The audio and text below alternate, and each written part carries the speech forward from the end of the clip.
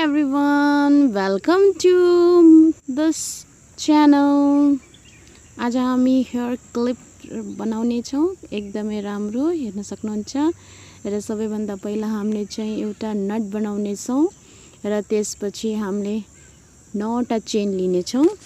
हाम्रो नट तयार र हामी चाहिँ 9वटा चेन लिने छौं र हामी यो सानो क्लिप बनाउँदै छौं। त्यस भएर 9वटा चेन कम्प्लिट भइसकेको छ र हामी चाहिँ अब हाफ चेन लिने छौं र 9वटा चेनमै हामी हाफ चेन लिने छौं।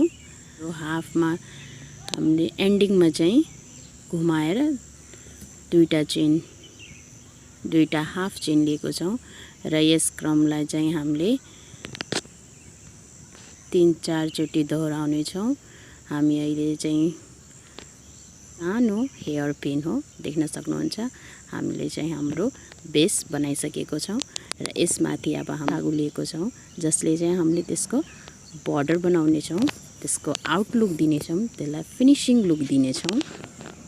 सबैभन्दा पहिला हामीले चाहिँ 3 चेन लिन्छौं 1 2 3 र त्यसलाई क्रुस निकालेर जहाँ हामीले त्यसलाई टक गर्ने छौं हामीले एउटा चेन छोडेर एउटा घर त्यसको छोडेर हामीले त्यसमा लगाउने छौं। त्यही भएर पहिला हामीले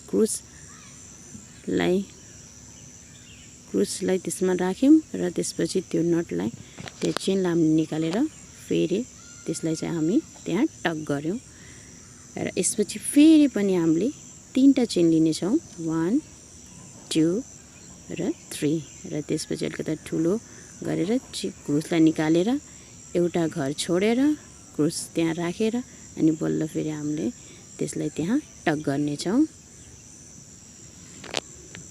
र हामीले चाहिँ त्यसलाई टक गर्यौं र फेरि हामी 3 चेन लिने छौं। यो क्रम लुक यस्तो आएको छ र यो हाम्रो येलो कलरको फिनिशिङ लुक दियौं। अब यसमा चाहिँ हामी बर्डरिङ गर्ने छौं। जो हामीले रेड कलरमा बर्डरिङ गर्यौं।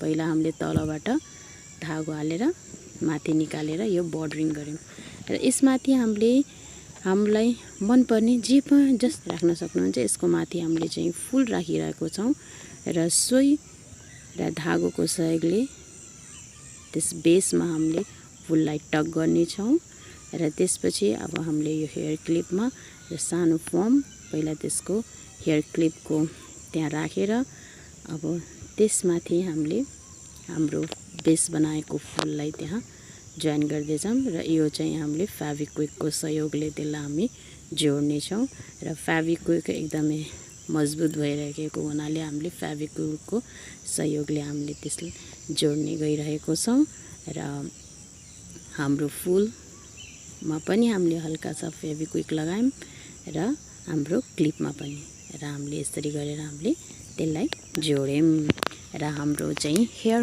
क्लिप तयार भइसकेको छ। यो चाहिँ आज हामीले एकदमै सानो र एकदमै इजी तरिकाले हेयर क्लिप बनाएको छ र एकदमै इजी र एकदमै राम्रो भएको छ र हजुरहरूले पनि यस्तै गरेर बनाउन सक्नुहुन्छ।